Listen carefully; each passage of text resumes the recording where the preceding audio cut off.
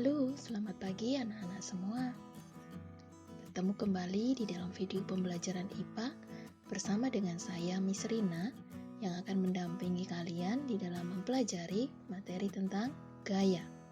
Simak baik-baik video pembelajaran hari ini. Pernahkah kalian mengamati beberapa aktivitas yang dilakukan oleh orang-orang yang ada di sekitar kalian? Misalnya, kegiatan mengayuh sepeda, mendorong mobil, menarik gerobak, mungkin mengangkat besi, atau yang lainnya. Semua aktivitas tersebut menyebabkan benda yang awalnya diam menjadi bergerak atau berubah kedudukannya. Hal-hal tersebut dikarenakan karena pada benda tersebut dikenai sebuah dorongan, tarikan, atau mungkin yang lainnya. Nah, tarikan dan dorongan yang diberikan setiap orang pada benda ini yang disebut dengan gaya.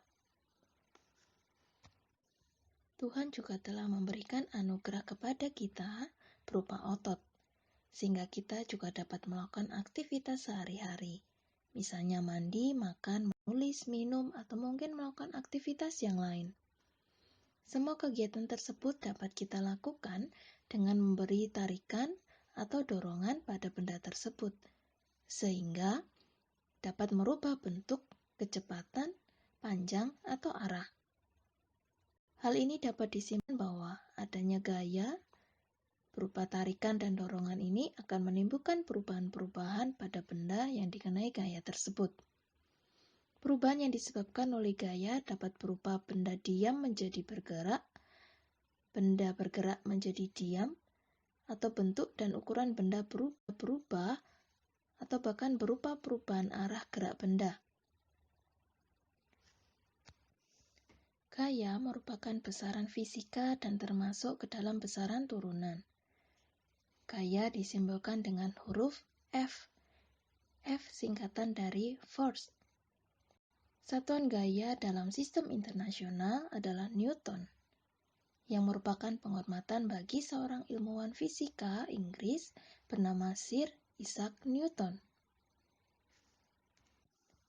1 Newton sama dengan 10 pangkat 5 din.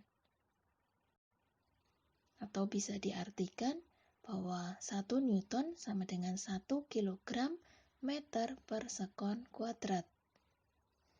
Alat untuk mengukur gaya digunakan neraca pegas.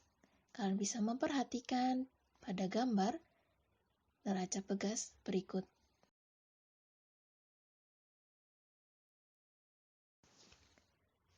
Gaya merupakan besaran vektor, yaitu besaran yang memiliki nilai dan juga arah. Karena besaran ini mempunyai arah, maka gaya digambarkan seperti anak panah. Besar gaya dinyatakan dengan panjang anak panah, di mana arah gaya ini ditunjukkan dengan arah anak panah, dan panjang tanda panah menunjukkan besarnya gaya. Beberapa gaya yang bekerja pada suatu benda dalam satu garis kerja dapat diganti oleh sebuah gaya yang dinamakan resultan gaya. Sebelum kita mempelajari tentang resultan gaya, maka kita akan mempelajari dulu bagaimana cara melukis gaya. Perhatikan slide berikut. Misalnya ada gaya sebesar 100 Newton dengan arah ke kanan, dan jika tiap 1 cm ini mewakili 10 Newton besar gaya, maka gaya sebesar 100 Newton tadi akan bergerak ke arah kanan, dan itu bisa dilukis seperti gambar. Titik A merupakan pangkal gaya yang merupakan titik tangkap gaya. Gaya akan dianggap bernilai positif apabila arahnya ke kanan dan bernilai negatif apabila arahnya ke kiri. Untuk menentukan besarnya resultan gaya, kalian bisa memperhatikan pada gambar nomor 1, di mana gambar nomor 1 itu menunjukkan gaya-gaya yang segaris dan searah. Misalkan ada F1 dan F2 yang terletak pada satu garis dan searah, maka arah resultan gaya ini adalah searah dengan kedua gaya tersebut. Sehingga resultan kedua gaya bisa dituliskan dengan R sama dengan F1 ditambah F2. Resultan kedua gaya adalah ke kanan. Jika gaya-gaya yang segaris dan searah itu lebih dari satu, maka besar resultan gaya-gaya tersebut adalah jumlah semua gaya itu. Sehingga bisa dituliskan R sama dengan F1 ditambah F2 ditambah F3. Sedangkan untuk gaya-gaya yang segaris tetapi berlawanan arah, kalian bisa memperhatikan di gambar nomor 2. Karena F1 arahnya ke kiri sehingga tandanya negatif dan F2 arahnya ke kanan sehingga tandanya positif, maka besar resultannya adalah selisih antara kedua gaya tersebut. Nah, kalian bisa menggunakan rumus R sama dengan negatif F1 ditambah F2 atau R sama dengan F2 dikurangi F1. Gaya ini juga bermacam-macam. Ada gaya gesek, gaya otot, gaya bekas, gaya magnet, gaya gravitasi, gaya listrik, dan juga gaya mesin. Untuk gaya otot, merupakan gaya yang dilakukan oleh otot-otot tubuh kita. Misalnya ketika kita menendang bola, maka kita mengerahkan gaya otot kaki kita. Gaya otot sangat fleksibel karena dikendalikan oleh koordinasi biologis pada manusia. Oleh karena itu, gaya otot bisa mendorong dan juga menarik. Gaya magnet merupakan gaya yang diakibatkan oleh magnet. Misalnya ketika kita mendekatkan magnet batang pada paku besi, maka paku besi ini akan tertarik dan menempel pada magnet batang. Gaya magnet bersifat menarik benda-benda yang terbuat dari besi. Gaya gravitasi bumi atau gaya berat merupakan gaya yang diakibatkan oleh gaya tarik bumi terhadap segala benda yang ada di permukaan bumi. Adanya gaya gravitasi ini menyebabkan kita tetap dapat berdiri di atas permukaan bumi dan tidak melayang-layang udara. Gaya mesin merupakan gaya yang dihasilkan oleh kerja mesin, di mana gaya mesin ini sangat membantu aktivitas kita. Misalnya kerja mesin derek dan kerja motor pada mesin kendaraan.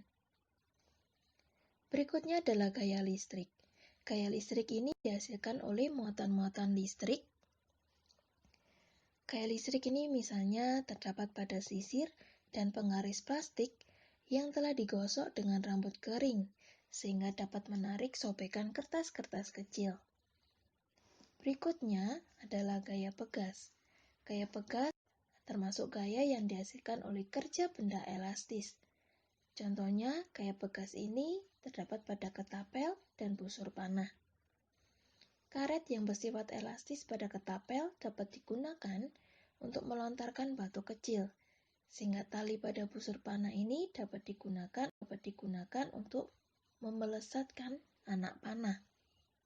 Sedangkan gaya gesek ini terjadi ada dua hal, yaitu pada saat benda belum bergerak yang disebut gaya gesek statis, dan juga gaya gesek yang terjadi setelah benda ini bergerak, gaya gesek kinetis.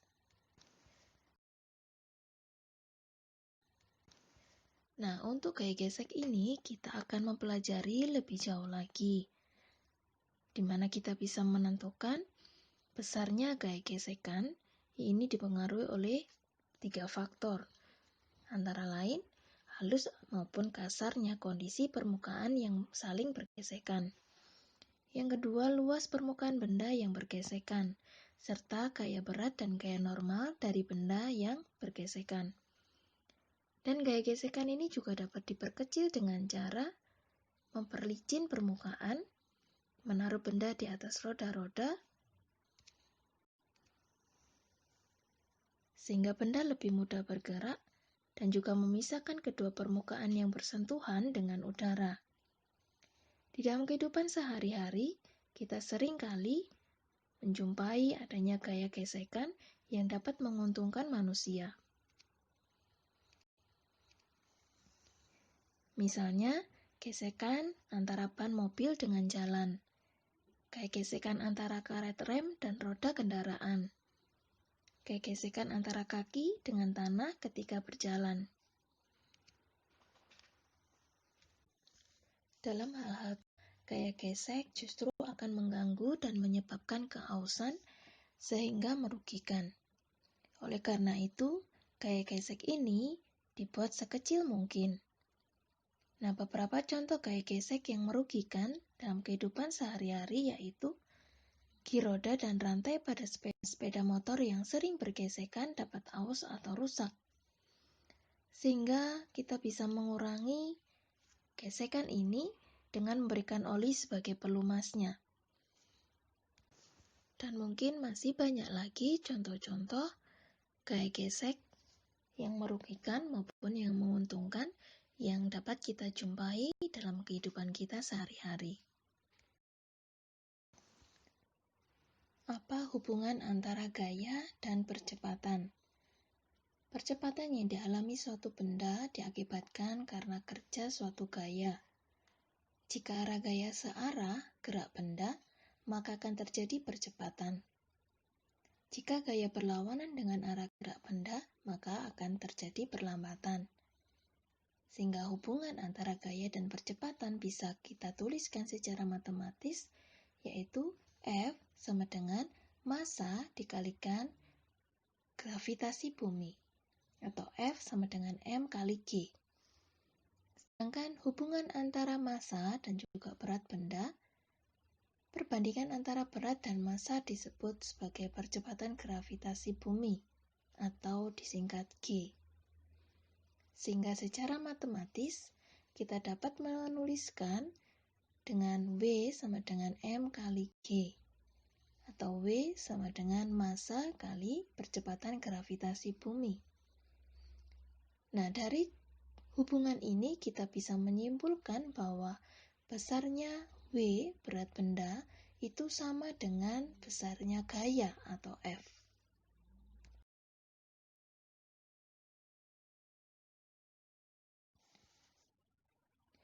Pada tahun 1687, Sir Isaac Newton, seorang ilmuwan fisika berkebangsaan Inggris, berhasil menemukan hubungan antara gaya dan gerak. Newton merumuskan 3 hukum mengenai gaya dan gerak yang dikenal dengan hukum Newton 1, 2, dan 3. Hukum Newton 1 berbunyi, jika resultan gaya yang bekerja pada benda sama dengan 0, maka benda yang mula-mula diam akan tetap diam, dan benda yang mula-mula bergerak lurus beraturan akan tetap bergerak lurus beraturan. Sehingga secara matematis dapat dinyatakan dengan jumlah F sama dengan 0. Hukum Newton 1 sering disebut dengan hukum inersia atau kelembaman. Inersia atau kelembaman ini sifat yang dimiliki suatu benda untuk mempertahankan keadaannya. Jika benda tersebut diam, maka benda tersebut cenderung untuk tetap diam. Sedangkan jika benda tersebut bergerak, maka benda cenderung untuk tetap bergerak dengan kecepatan konstan atau tetap. Contoh hukum kelembaman ini adalah ketika kita naik mobil melaju pelan, kemudian mobil dipercepat dengan tiba-tiba, maka badan kita akan terdorong ke belakang. Demikian pula ketika mobil sedang melaju kencang, kemudian tiba-tiba direm, maka badan kita akan terdorong ke depan. Dan masih ada beberapa contoh lain yang mengikuti prinsip dari hukum kelembaman ini. Hukum 2 Newton berbunyi, percepatan yang dihasilkan oleh resultan gaya yang bekerja pada suatu benda sebanding dan searah dengan resultan dan berbanding terbalik dengan massa bendanya. Secara matematis dapat dituliskan A sama dengan sigma F dibagi massa, atau sigma F sama dengan massa dikali A. Contoh penerapan dari hukum Newton 2 ini yang paling mudah dan yang paling sering kita jumpai adalah peristiwa gerak jatuh bebas. Kemudian hukum Newton 3 berbunyi, jika benda pertama mengerjakan gaya terhadap benda kedua, maka benda kedua pun akan mengerjakan gaya terhadap benda pertama yang besarnya sama, tetapi arahnya berlawanan. Sehingga secara matematis dapat dituliskan F aksi sama dengan negatif F reaksi. Adapun beberapa contoh penerapan dari hukum Newton 3 ini yang berlaku di dalam kehidupan kita. Di antaranya, ketika kita mendorong tembok, maka kita akan merasakan gaya tahan tembok yang mendorong kita. Atau mungkin sebutir peluru yang ditembakkan dari sebuah senapan dengan gaya tertentu akan menyebabkan gaya dorong senapan terhadap bahu kita yang arahnya ke belakang. Dan mungkin juga ada beberapa contoh lain yang kalian bisa sebutkan berdasarkan penerapan hukum Newton 1, hukum Newton 2, maupun hukum Newton 3. Tahukah kalian apa perbedaan antara massa dan juga berat? Istilah massa di dalam kehidupan sehari-hari ini seringkali tertukar dengan istilah berat. Sebagai satu contoh, ibu membeli gula seberat 2 kg. Ataukah berat badanku 56 kg? Mana dari dua kalimat itu yang menunjukkan massa dan mana yang menunjukkan berat? Satuan kilogram pada kalimat tersebut merupakan satuan dari besaran massa. Sedangkan besaran berat menggunakan satuan Newton atau disingkat N. Massa merupakan ukuran banyaknya materi yang terkandung dalam suatu benda. Sedangkan berat merupakan gaya gravitasi yang bekerja pada suatu benda. Massa benda besarnya sama dimanapun pengukuran tersebut dilakukan, sedangkan berat benda tergantung pada letaknya, sehingga nilainya berat ini berubah-ubah. Hal ini disebabkan karena besar percepatan gravitasi di setiap tempat tidaklah sama, sehingga tergantung jaraknya dari pusat bumi. Berat benda di daerah kutub akan lebih besar daripada berat benda di khatulistiwa. Hal ini disebabkan karena jarak kutub lebih dekat ke pusat bumi apabila dibandingkan dengan khatulistiwa. Dengan demikian, berat suatu benda berubah tergantung letaknya dari pusat bumi. Setiap benda yang ada di pasti memiliki berat. Berat benda secara matematis dapat kita rumuskan dengan W sama dengan M kali G, atau W sama dengan massa dikalikan percepatan gravitasi bumi. Contoh lain yang menggunakan prinsip gaya, salah satunya adalah pesawat supersonik. Pesawat supersonik merupakan pesawat terbang yang dapat terbang dengan kelajuan melebihi kelajuan bunyi di udara. Laju yang melebihi laju bunyi di udara ini disebut laju supersonik. Laju supersonik dinyatakan dalam bilangan Mach. Misalnya sebuah pesawat melaju dengan laju 400 meter per sekon. Karena laju bunyi di udara 300 meter per sekon, maka laju pesawat tersebut adalah 3 kalinya dari laju bunyi di udara. Sehingga bisa dikatakan bahwa laju pesawat tersebut 3 Mach. Untuk terbang dengan kelajuan melebihi kelajuan bunyi ini harus dilakukan pada ketinggian yang cukup. Karena jika tidak demikian, maka akan terjadi gelombang kejut. di mana udara yang dilewati oleh pesawat akan terdorong menyamping, yang mengakibatkan ruang di belakang pesawat akan menjadi ruang hampa. Udara ini akan segera menekan, dan selanjutnya terjadilah ledakan sonik. Ledakan sonik ini bisa mematahkan dahan pohon, memecahkan kaca jendela atau yang lain-lain.